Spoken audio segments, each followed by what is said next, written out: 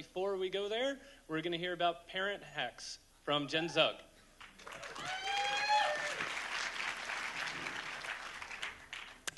That's awesome. My name is Jen Zug, like he said, and my kids are 4 and 6 years old, and I'm married to Mr. Brian Zug back there behind the video camera. And I'm going to talk to you tonight about the sanity hacks of a stay-at-home mom, because it's a question I'm often asked. How do you do it? I would go crazy. And I do. I love being a stay-at-home mom, but it's definitely had its down times. And so I'm going to identify 6 of the things that have tried to drive me insane and how I have dug my way out of it.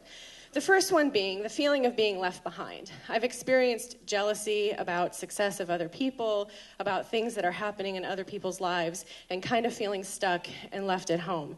And so I've had to remember that parenting has a beginning and a middle and an end. And sometimes it really sucks. And it's like the scene when Han Solo is frozen in the carbonite, and I'm thinking to myself, how the hell did I get to Cloud City in the first place? But then I remember that this is just part of the story, and it will continue, and I'm not always going to be changing diapers. I'm not always going to be driving a minivan, and I will have new and different things around the corner as my kids get more independent.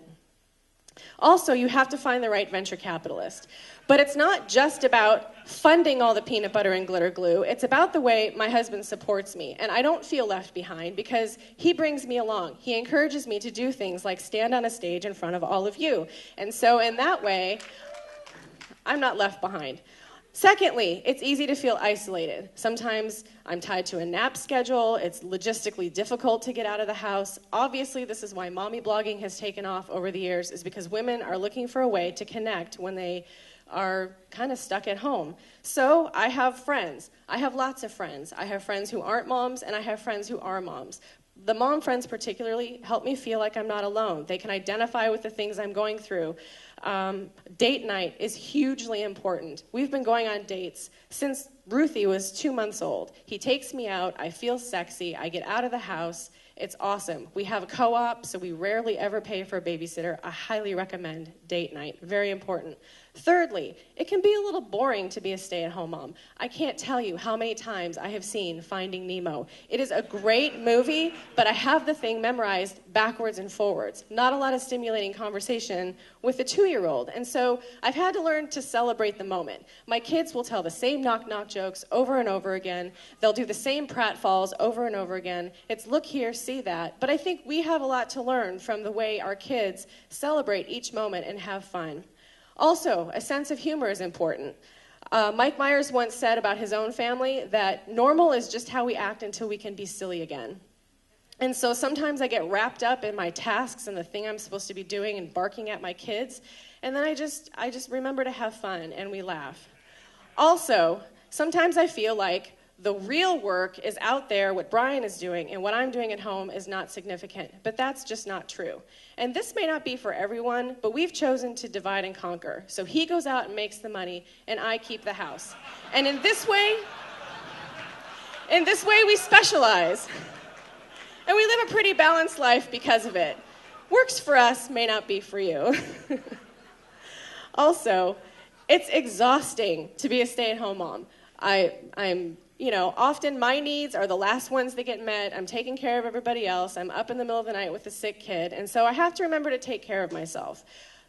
In the past, it's been remembering to brush my teeth. That was kind of a hard thing to remember. These days, it's more about mentally doing the things that recreate me, the things that refresh me, and make it so that I actually enjoy what I'm doing. And so that's an important thing for me to remember now. Also, very definitely an identity crisis. I think especially in the beginning with new moms, we get so wrapped up in the cute little baby and what color the poop is and all of this, and we forget who we are and what it is that we've enjoyed doing in the first place, and you kind of lose track of that. And so I've really worked hard at honing my craft, of continuing my writing. I blog, I go to conferences, I have writing groups that I'm a part of. I stand on a stage. And so in that way, I've exercised that part of my life to keep that going and remember who I am and what I like to do. And also involving the kids along with it. I like to blog, so I started a blog for my daughter, and she's a 6-year-old blogger. She loves photography. We go geocaching together as a family. So staying connected to the things that I like to do and bringing the kids along with, they totally enjoy it. It's a blast. So if you want to hear more about my life as a stay-at-home mom, you can find me at thispile.com or on Twitter at JenZug. Thanks.